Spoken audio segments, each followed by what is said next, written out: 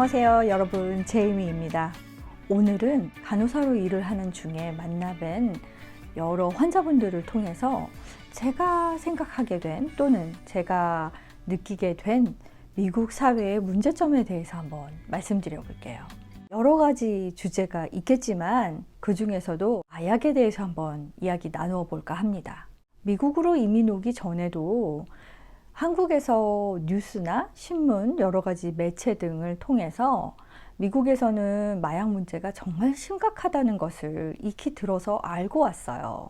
하지만 막상 제가 일하는 병원에서 마약 문제로 의사 선생님을 방문하시는 환자들을 보면서 이거 정말 심각한 사회 문제구나 라는 걸 알게 되었죠. 제가 처음으로 만나뵌 환자분은 50대 중반의 여성분이셨는데요.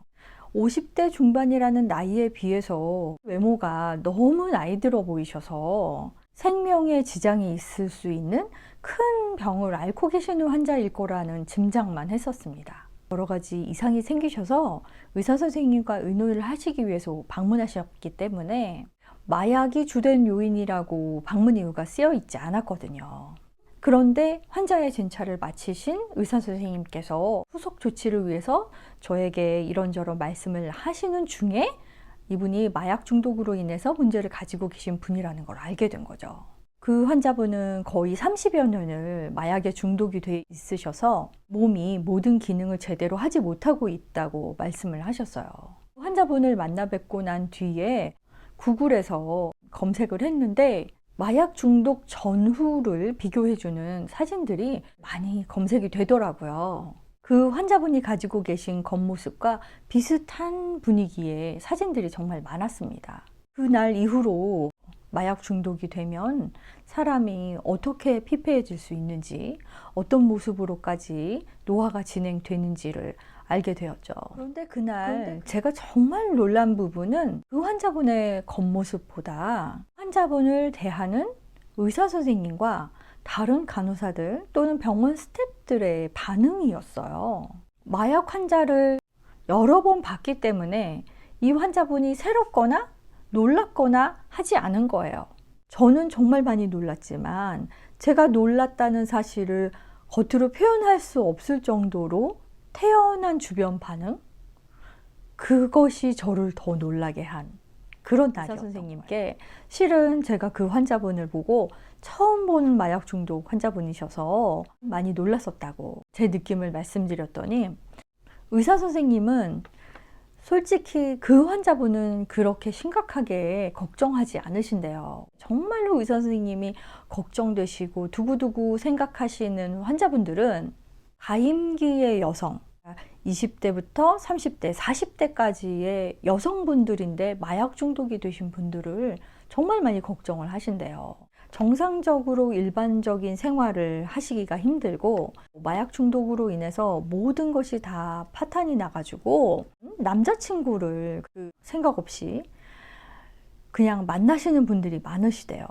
마약 중독이 되신 분이 마약 중독인 남성분과 만나셔서 아이를 임신을 하시고 임신이 된 상태에서도 마약 중독을 멈추질 못해서 계속해서 마약을 복용하다가 아이를 출산을 하는데 출산한 아이도 마약이 중독이 된 채로 태어난다는 거예요. 그렇게 태어난 신생아들은 많은 장애를 지니고 태어나고 그 아이들이 겪을 여러 가지 신체적 문제는 이건 사회 문제하고는 또 별개의 정말 가슴 아픈 사연이 될 수밖에 없다는 거죠. 그런데 그렇다고 임신을 하지 않도록 막을 수 있는 방법이 강제적인 것을 동원하지 않고는 없는데 그 강제성이 도대체 어느 정도까지여야 되는지를 알지 못하니까 그런 일들이 계속해서 반복적으로 일어난대요.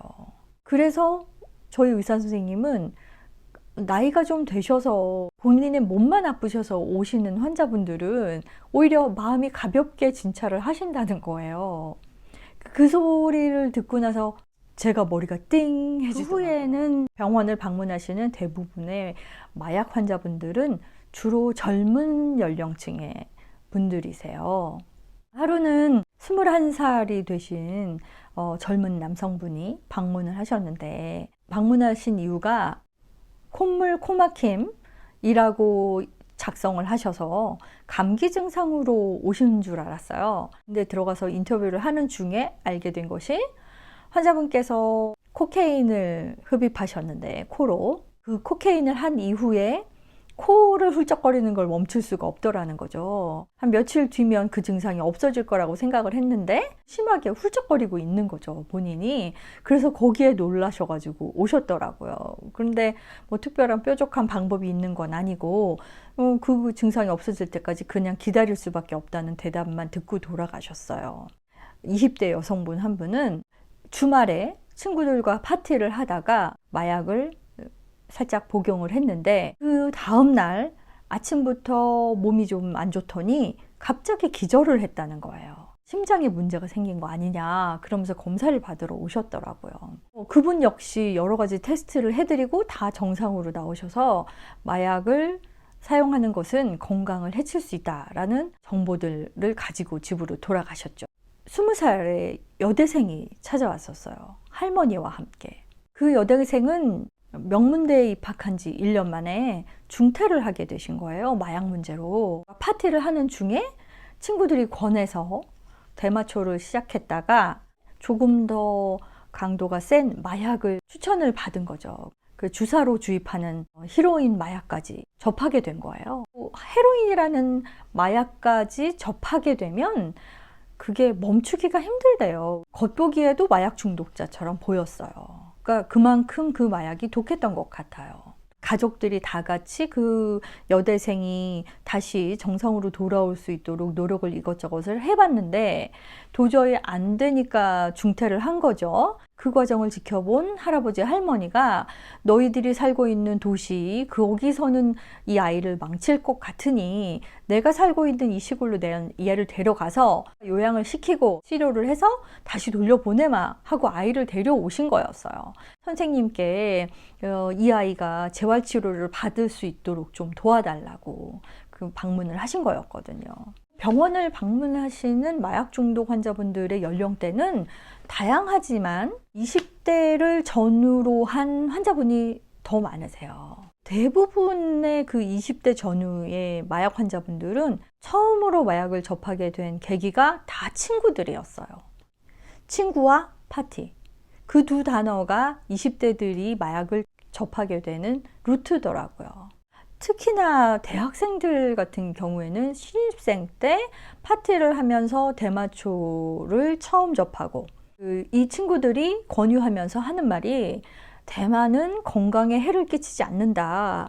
그리고 어떤 사람들은 대마초는 약으로도 쓴다. 그리고 이거는 담배 같은 거다. 금방 끊을 수 있다.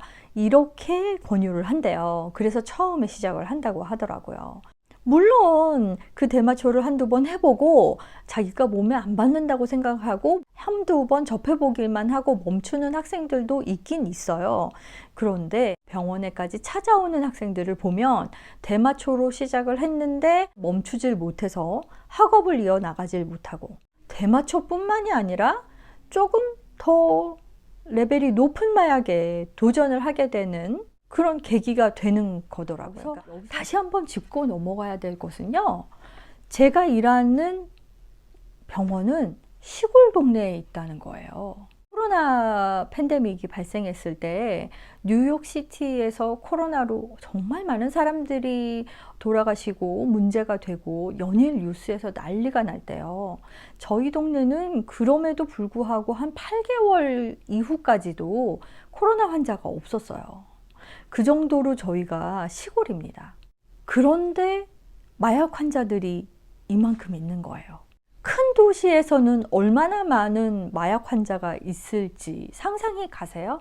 그런 걸 감안하고 제가 만난 마약 환자의 명수를 세보면 이게 엄청난 비율인 거예요. 그러니 미국 전체가 마약으로 몸살을 앓고 있다고 말을 해도 과언이 아닐 거라고 저는 생각합니다. 그렇다 보니 제가 처음 말씀드렸던 그 환자분을 만났을 때 그 환자분을 대하는 저희 동료 직원들의 반응이 너무 평온해서 놀랬다고 했잖아요. 그러니까 지금은 저도 평온해요. 환자분이 오셔서 제가 마약으로 문제를 겪고 있습니다 라고 말씀을 하시면 아 그러세요 하고 평안하게 대처해 드릴 수 있어요.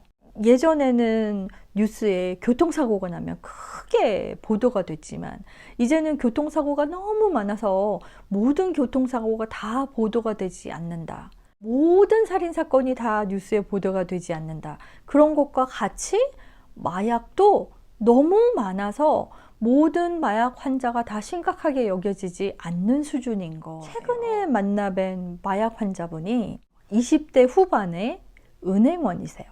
직업도 탄탄하고 경력도 꽤 되시는 분이시래요. 마약 문제로 상의를 하러 오신 거예요. 근데 그분은 요즘 한참 막 말이 되고 있는 그 거리의 마약, 그 마약을 접하셨대요. 그 마약이 너무 중독성이 강해서 도저히 그걸 끊질 못하고 계속하고 계신 거예요. 그게 거의 지금 3년째인데 재활센터를 2번을 다녀오셨는데도 끊질 못하고 다시 시작하고 하고 계신 거예요. 근데 그전에는 한 번도 마약에 손을 대신 적이 없었대요. 근데 친구를 따라서 거리에 바에 가서 술을 마시다가 재미 삼아서 접했던 그 마약이 지금 3년째 본인을 괴롭히고 있는 거죠. 그런데 이 환자분을 보면서 제가 한번 또 깜짝 놀라게 됩니다. 그 이유가 뭐냐 하면 이 환자분이 마약으로 재활치료를 받으러 가겠다고 디서빌리티 폼을 신청하시겠다는 거예요.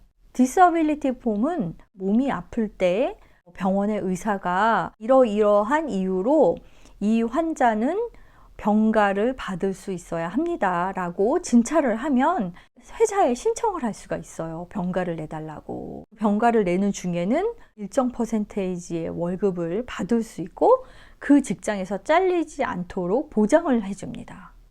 너무 놀라웠어요. 이게 받아들여지는 게 미국 사회인 거예요. 물론 그 모든 과정이 하루아침에 이루어지진 않았겠죠. 그런데 얼마나 마약 환자가 많고 얼마나 그 문제가 심각하면 이렇게 자연스럽게 그 모든 것들이 대처가 되고 있는지. 미국에 이민을 오셔서 사신다 해도 누가 마약 때문에 고생을 했다더라의 소리는 들을 수 있어도 직접 눈으로 보질 못하니까 마약이 큰 문제가 되고 있다는 것은 역시 뉴스를 통해서만 보실 수 있을지도 몰라요. 하지만 병원에서 간호사로 일을 하다 보니 마약은 미국 사회의 가장 큰 문제점 중에 하나겠구나 하고 짐작을 하게 합니다. 제가 간호사로 일하면서 피부로 느끼게 된 미국 사회의 문제점이 몇 가지가 더 있어요. 그래서 앞으로도 계속해서 그 부분에 대한 얘기 여러분과 함께 나누어 보고자 합니다. 여러분이 오늘도 행복하시고 건강하시기를 바라겠습니다. 감사합니다.